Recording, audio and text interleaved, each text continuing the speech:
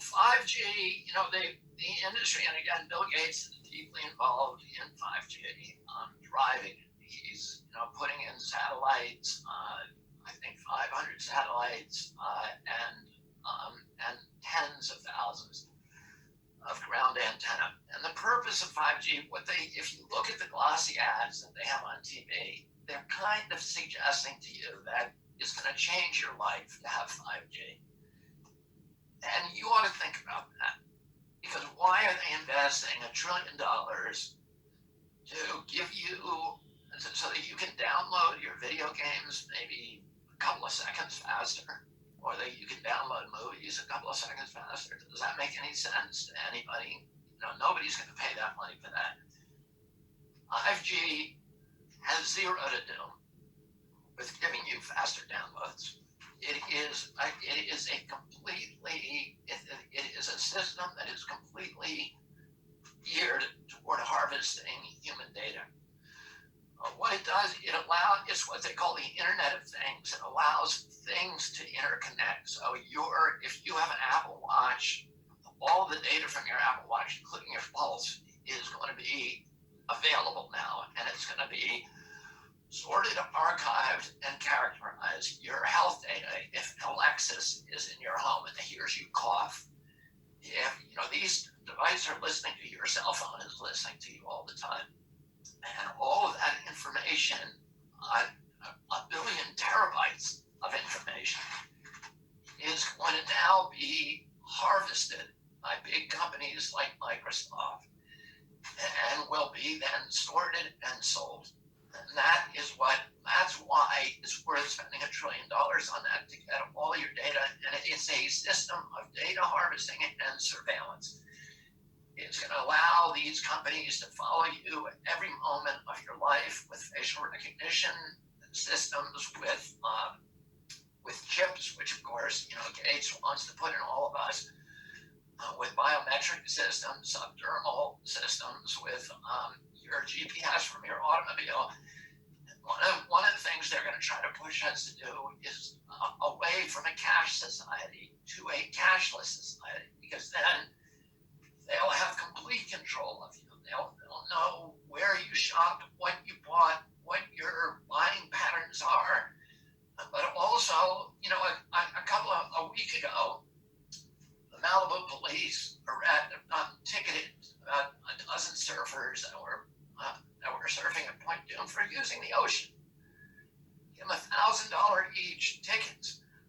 Imagine if we get this 5G system in, the cops won't need to go to the beach and catch them, because they'll know you were at the beach. And they'll know from your GPS, from your cell phone, from facial recognition, from cameras that they mounted over, where you are and what you did 24 hours a day. And they will simply, because we're a cashless society, remove the $1,000 fine from your payroll account. And that's it. And if they don't like anything else you're doing, they can freeze your money, and they can absolutely control every aspect of your life. And that's what we're heading. This is if anybody doesn't realize that this is a huge play for authoritarian control of every aspect of our lives, the ultimate control is to squeeze us, to control everything we do down to, whether we can kiss our wives or get near to our children or whatever, and then squeeze the money out of the lower classes and funnel it up to the billionaires and create this aristocracy. And it's already happening. The rich have gotten richer since this quarantine started, and the poor have gotten poorer. Every other American has lost income, and those guys, and now, Bill Gates, of course he's gleeful about a quarantine. He's a $100 billionaire. And now, if he can go out and buy all of our assets at a penny on a dollar, he can become the world's first trillionaire. These guys who have all the cash during the quarantine, this is just going to make them richer and richer and richer. And then, he's going to have control of our lives and the lives of everybody. He has another chip that women are supposed to install that will allow you provide you the service of regulating your menstrual cycles and your ovulation cycles. So he has this need to control every single little aspect of our lives, and this is tyranny. This is a tyranny against which, our ancestors in our country, they fled Europe to escape the tyranny of an aristocracy.